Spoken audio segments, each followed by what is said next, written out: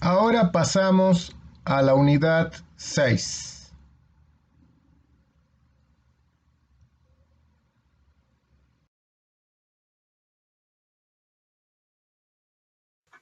La biosíntesis de la sacarosa se realiza en el citosol a partir de hexosas fosfato, que se sintetizan de las triosas fosfato que son producidas en el cloroplasto.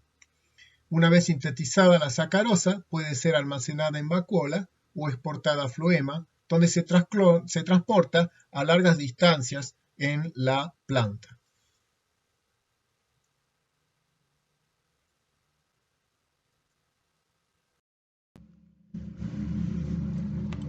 En el metabolismo de la sacarosa tenemos a la sacarosa sintetasa, que es una enzima que puede catalizar la síntesis de sacarosa, a la sacarosa 6-fosfato sintetasa, que es una enzima que solamente puede sintetizar sacarosa, y después esos serían las enzimas involucradas en síntesis, pero después tenemos enzimas que se encargan de la degradación o catabolismo de la sacarosa. Una de ellas es la sacarosa sintetasa, puesto que la reacción de sacarosa sintetasa es una reacción reversible. Y las otras enzimas que degradan sacarosa son las invertasas, que catalizan la hidrólisis irreversible de la sacarosa en glucosa y fructosa.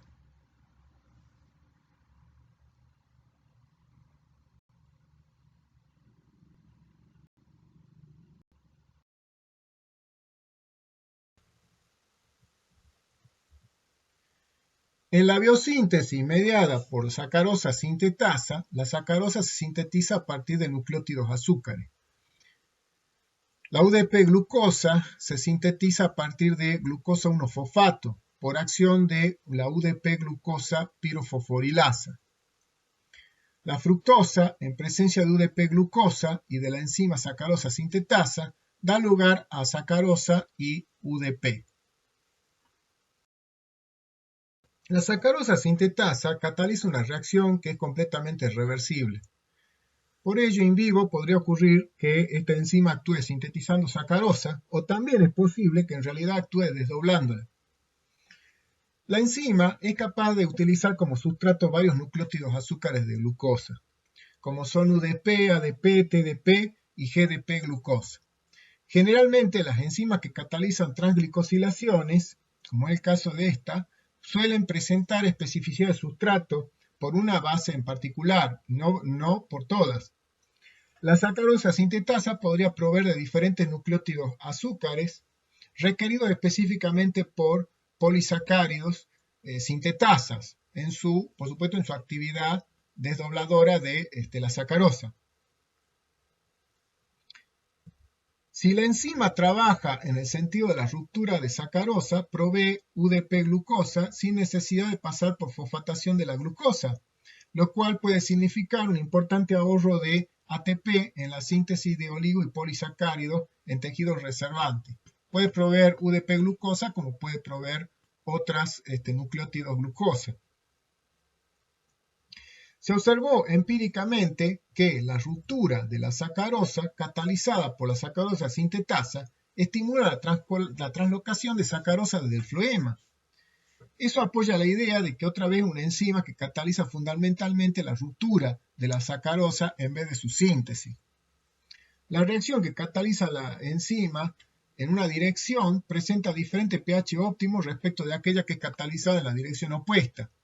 El pH 8,8 es el óptimo para la síntesis de sacarosa, mientras que el pH 6,6 es el óptimo para el desdoblamiento de la sacarosa en fructosa y UDP-glucosa. Es una enzima con regulación redox. En su forma oxidada sintetiza sacarosa y en la reducida la degrada. La tiorredoxina la oxida. El glutatión reducido revierte en un 70% la actividad sintetasa.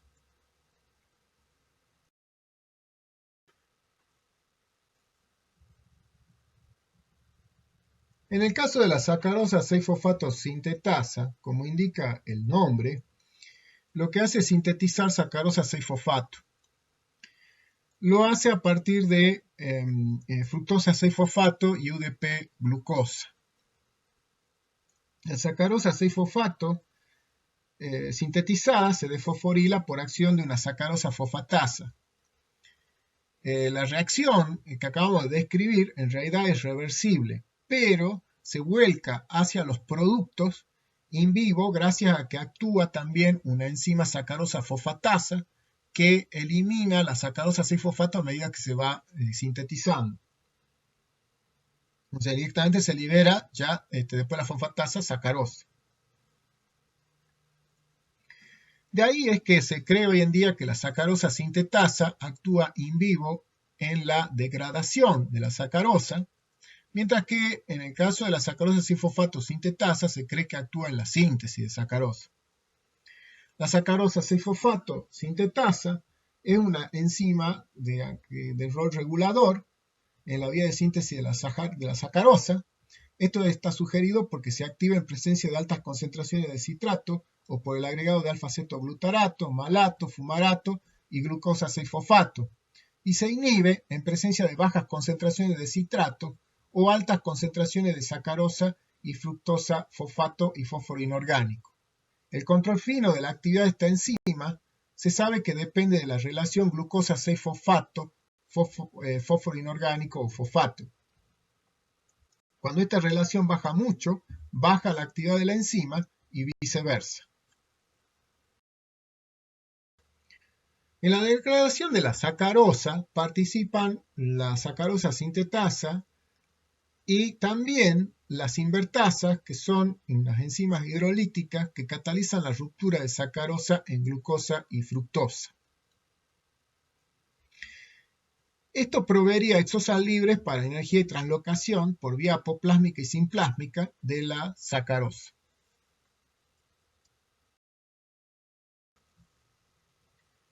Las invertasas se clasifican de acuerdo a su pH óptimo en ácidas y neutras o alcalinas, y de acuerdo a su localización en intracelulares, sean citosólicas o vacuolares, y en extracelulares, sean apoplásmicas o presentes en pared celular.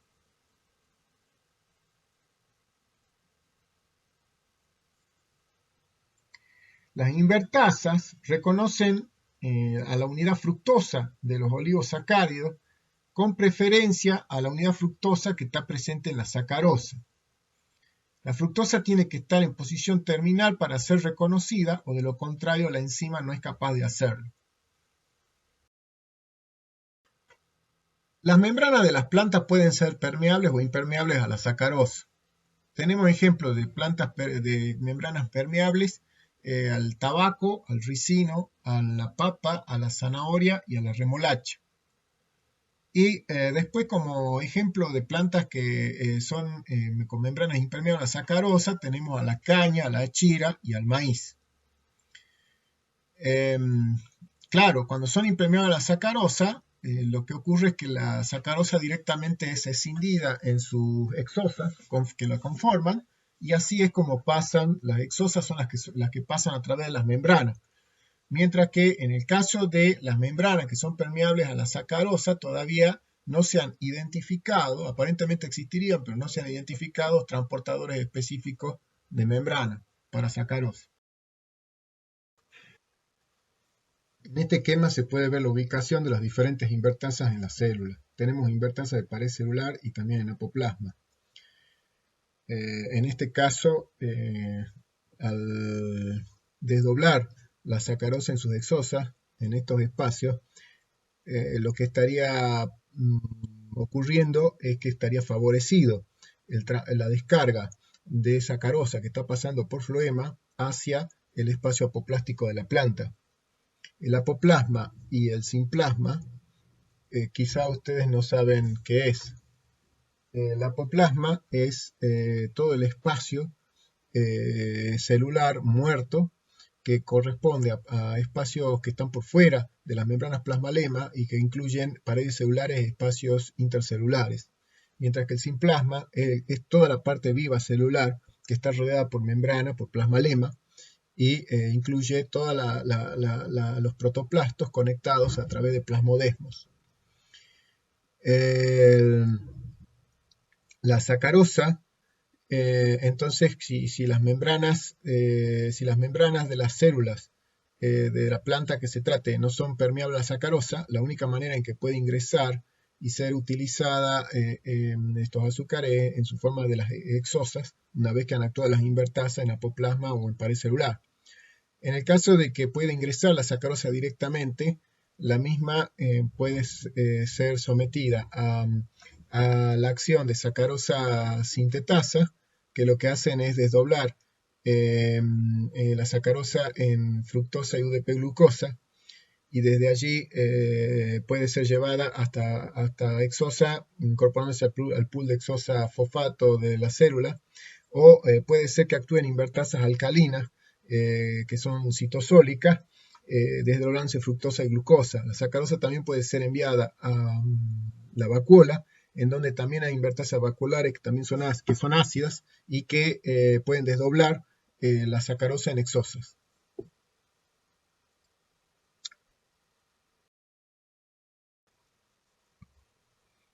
Insisto en el detalle de que las invertasas de apoplasto y pared celular en general son ácidas, las invertasas citosólicas son alcalinas y las invertasas vacuolares en general son ácidas.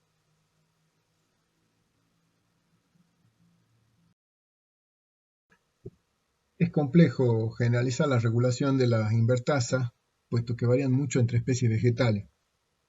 Sin embargo, se ha visto que la regulación es dependiente de los productos de reacción, de la ocurrencia de estrés, lesiones e infecciones, de la luz, de fitohormonas, contenido de fitohormonas, de temperatura y de inhibidores endógenos. De forma muy general, podemos señalar que en general la acumulación de fructosa inhibe la actividad invertasa y después el estrés, las lesiones, las infecciones, lo que hacen muchas veces es activar la actividad invertasa, al igual que la luz y que la concentración, el incremento de concentración de ciertas hormonas. O sea, todas las que activan crecimiento pueden activar invertasas. La temperatura, se ha visto que hay invertasas que actúan en temperaturas mayores de 30 grados, son activadas. Y después están inhibidores proteicos, que son capaces endógenos, que son capaces de inhibir invertasas. Los polisacáridos son carbohidratos que por hidrólisis liberan más de 9 monosas. No son dulces y frecuentemente son insolubles o eventualmente forman suspensiones coloidales. Confieren rigidez a las paredes celulares en las plantas superiores y flexibilidad en los talos de las algas y hongos. Pueden actuar también algunos que son reservantes, actúan como fuente de energía, caso de almidón y los fructanos, y también como fuente de carbono para la síntesis de las moléculas. Y debido a que capturan agua, se hidratan, lo que hacen es también ser útiles para evitar la deshidratación de las plantas. Los polisacáridos de plantas superiores pueden ser homogéneos, en cuyo caso están formados por un solo tipo de monosa, caso de los glucanos como el almidón, la celulosa, la callosa, o caso de los fructanos como la inulina y el levano. O pueden ser heterogéneos, o sea que están formados por más de un tipo de monosa, caso de la goma de los mucílagos y los polisacáridos malváceas, o las pectinas, o las hemicelulosas de pared celular. El almidón es el principal polisacárido de reserva de la planta. El almidón se puede diferenciar el de asimilación, que está presente en los cloroplastos, que cuya formación es temporaria, o sea, se acumula durante el día, pero de noche es degradado, y el de reserva, que se acumula en los amiloplastos de órganos de almacenamiento, que tiene un carácter más perdurable. El almidón se acumula en estado granular, y lo interesante es que los gránulos se forman por deposición sucesiva del almidón en capas y adquieren morfologías que muchas veces permiten hacer diferenciaciones entre especies vegetales. En la estructura del almidón se puede distinguir la amilosa y la amilopectina. En el caso de la amilosa, es un polímero formado por glucosa, donde los monómeros están unidos entre sí por uniones alfa 1,4. Son cadenas lineales que se encuentran dobladas de manera tal de formar helicoides. La amilopectina básicamente tiene un cuerpo central que es una molécula de amilosa, pero en esta molécula de amilosa, cada tanto, algunos de sus residuos tienen conexiones con glucosas con enlaces alfa 1,6, lo cual determina ramificaciones de la cadena amilosa. El almidón puede tincionarse azul con agregado de yodo, el cual se coloca en las cadenas helicoides de amilosa. Hay cultivos que tienen, los cultivos en general, en realidad tienen diferentes cantidades en su almidón de amilosa y de amilopectina. Por ejemplo, hay variedades de maíz y de arroz que presentan un almidón muy viscoso debido a que está formado por amilopectina, mientras que otros tienen poco viscosidad debido a que presentan tanto amilosa como amilopectina. O sea, la amilopectina confiere viscosidad por las ramificaciones. La enzima que cataliza la síntesis del almidón es la almidón sintetasa, que no es otra cosa que una transglicosidasa, que transfiere glucosa de ADP-glucosa a cadenas de alfa-glucano, elogándose así las cadenas lineales de amilosa. Las conversiones previas de glucosa-fosfato a nucleótido que estamos viendo en la figura ya las vimos anteriormente, también como toda la sucesión de hexosas, pentosas y triosas que están involucradas hasta llegar a la almidón sintetasa. La enzima Q es la enzima ramificante que se encarga de transglicosidar unidades de glucosa hacia las cadenas de amilosa, generando las ramificaciones gracias a que se establecen uniones entre los residuos glucosa de alfa 1,6. Sin embargo, la amilopectina también se sigue ramificando en esas cadenas laterales, lo que ha permitido postular que debe haber otras enzimas ramificantes que están actuando en la ramificación, no solamente la enzima Q.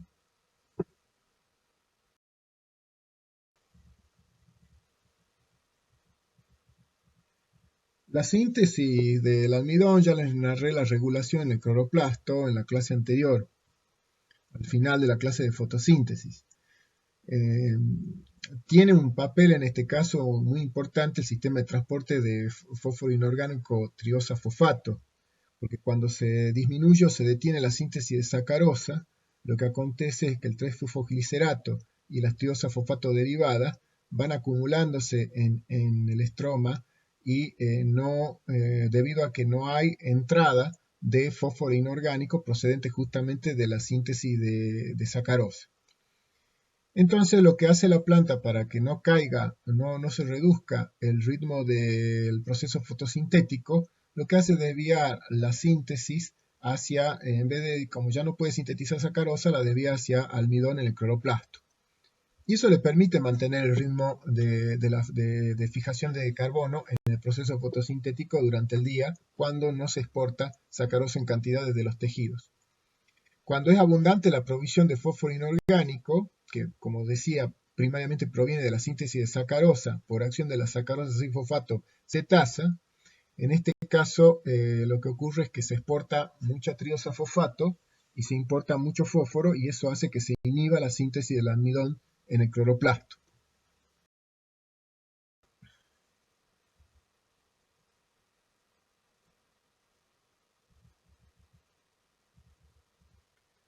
Bueno, en los órganos de reserva, los plásmidos diferencian en amiloplastos en vez de diferenciar en cloroplastos. Los amiloplastos contienen gránulos de almidón. En la regulación de la síntesis de almidón hay una diferencia ligera en el caso de los amiloplastos respecto de los cloroplastos, en que en las membranas internas de amiloplastos hay transportadores de fósforo inorgánico hexosas, en vez de ser fósforo inorgánico triosas. Pero después el resto de la regulación es muy parecida a lo que se observó en cloroplastos.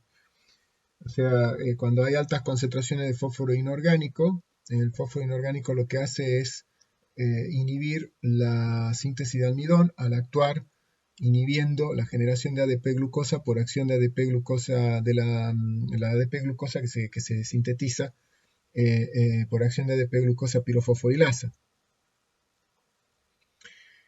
Y cuando hay altos niveles de la hexosa, entonces se reactiva, en el amiloplasto se reactiva la síntesis de almidón.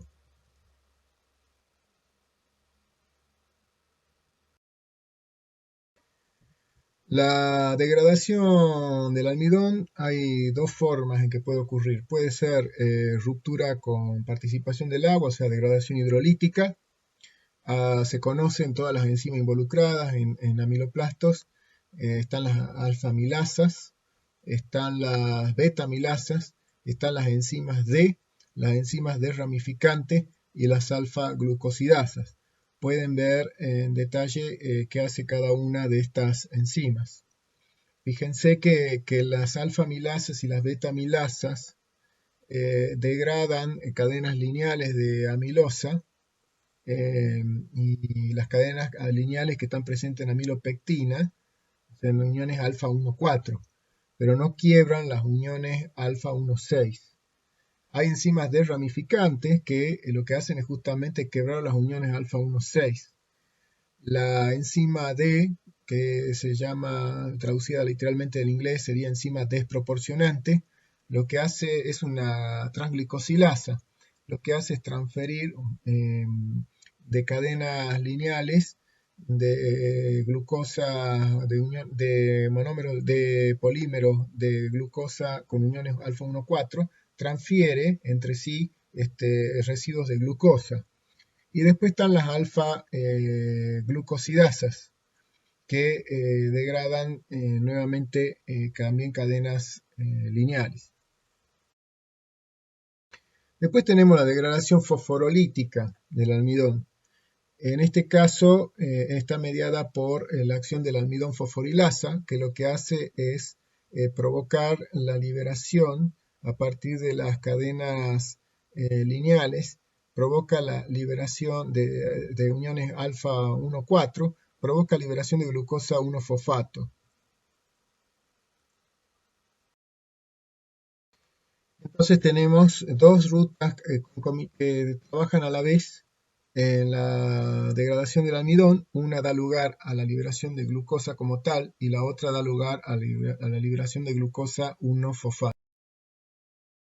Los fructosanos ya hemos dicho que son otros azúcares, hemos visto que había oligosacáridos que eran fructosanos porque se caracterizan porque están todos formados exclusivamente por fructosa. Y hay también, cuando superan las cantidades de 9 unidades, también hay polisacáridos que son fructosanos.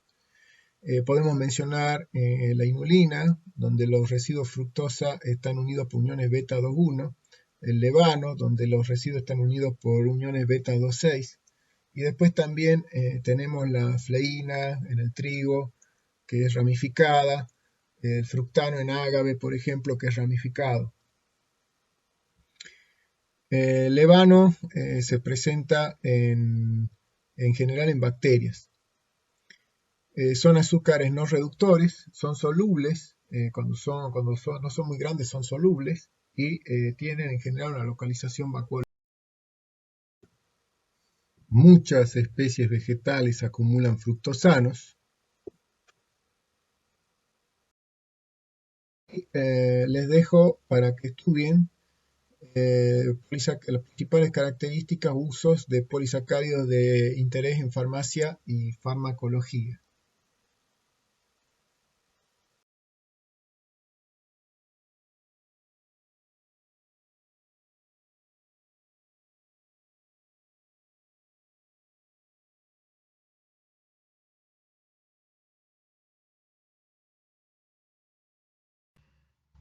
Muy bien, mis estimados, esto fue todo por hoy. Con esto cerramos Metabolismo de los glúceos. Estudien del material que les doy en las clases, las narraciones no solamente la teoría, pueden ver las narraciones de toda la teoría en otro archivo y pueden también ver las transparencias que se han ido mostrando en la clase en otro archivo a su vez para que puedan verlas en detalle, están agrandadas. Esta es la literatura que tienen disponible, pero les aconsejo que mejor hagan consulta al profesor. Lo que queríamos era habilitar unas vías de comunicación con ustedes de manera tal que todo el mundo pueda leer las dudas de los compañeros y nosotros podamos responder de tal suerte que todos puedan por ahí resolver las dudas. Vamos a ver si habilitamos, a priori hemos habilitado en aula virtual, foros, pero para cada clase, pero ya en el devenir del tiempo vamos a ver cómo se va a ir resolviendo eso. Está sujeto a que se pueda acceder, a que todos puedan participar, que el aula virtual no se sature, etc. Muchas gracias por la atención dispensada.